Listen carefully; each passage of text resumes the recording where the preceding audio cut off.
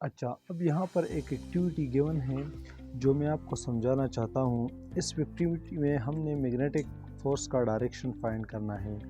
ये यहाँ पर इसमें क्रॉस दिए गए हैं, यहाँ पर क्रॉसेस है, यहाँ पर क्रॉसेस है और यहाँ पर क्रॉसेस है। जहाँ पर क्रॉसेस है उसका मतलब ये है कि यहाँ पर जो मैग्नेटिक फील्ड है वो इन टू द पेज है। यहाँ पर डॉटेड है, यहाँ पर डॉटेड है, यहाँ पर डॉटेड है, यहाँ पर डॉटेड है। इसका मतलब है कि magnetic field out of the page है। तो यहाँ पर मैं Fleming left hand rule apply करता हूँ। तो सबसे पहले आपने अपने लेफ्ट हैंड के तीनों फिंगर्स को जो है वो इस तरह रखना है 90 डिग्री पर। Into the page magnetic field है और जो करंट फ्लो करता है वो उस डायरेक्शन में फ्लो करता है। तो आपका जो थंब है वो इस डायरेक्शन में जो है वो आ रही है।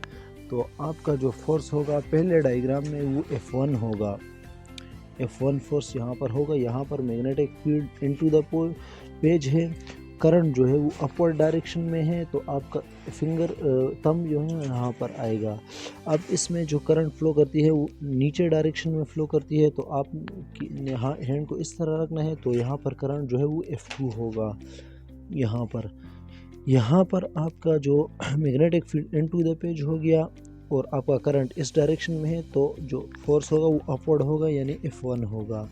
और यहाँ पर जो है वो मैग्नेटिक फील्ड का जो डायरेक्शन है वो इनटू द पेज है और करंट जो है वो कुछ यू ट्रेवल कर रही है। तो आपका जो फोर्स होगा वो F2 होगा। और इस डायग्राम को आपने जो है वो सॉल्व करना है। फिर कमेंट सेक्शन में मुझे बताना है कि यहाँ पर मैग्नेटिक फील्ड, यहाँ पर मैग्नेटिक फोर्स का डायरेक्शन क्या होगा। अब यहाँ पर एक एग्जांपल गिवन है मैग्नेटिक लेविटेशन के ऊपर। अच्छा, यहाँ पर कह रहा है कि एक वायर है जिसका जो मास है वो गिवन है कि वायर का मास ये है। लेंथ ऑफ वायर भी गिवन है और साथ में जो मैग्नेटिक फील्ड स्ट्रेंथ है वो भी गिवन है।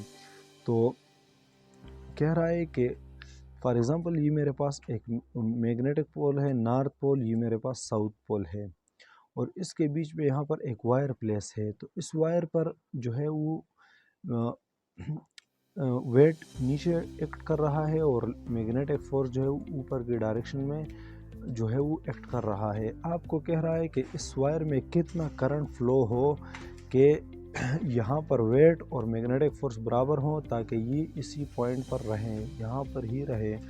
तो यहाँ पर हम वेट और मैग्नेटिक फोर्स को अगर इक्वेट करें तो हमें पता है कि मैग्नेटिक फोर्स ILB के बराबर है और वेट mg के बराबर है। इस दोनों इक्वेशन को हम इक्वेट करेंगे और यहाँ पर करंट हम फाइंड करना चाहते हैं। तो करंट की वैल्यू के लिए हम इस इक्वेशन को रीअरेंज करेंगे तो ये बनेगा mg डिवाइडेड बाई LB। तो वैल्यूज़ हम पुट करके हमारे पास जो है वो 73 मिली एम्पेयर आ गया कि इससे 73 मिली एम्पेयर करंट जो है वो फ्लो होना चाहिए। ये असाइनमेंट है, ये आपके लिए है, आप भी उसको सॉल्व करें। अगर कोई इशू हो तो फिर मैं जो है वो सॉल्व करके सिखाऊंगा।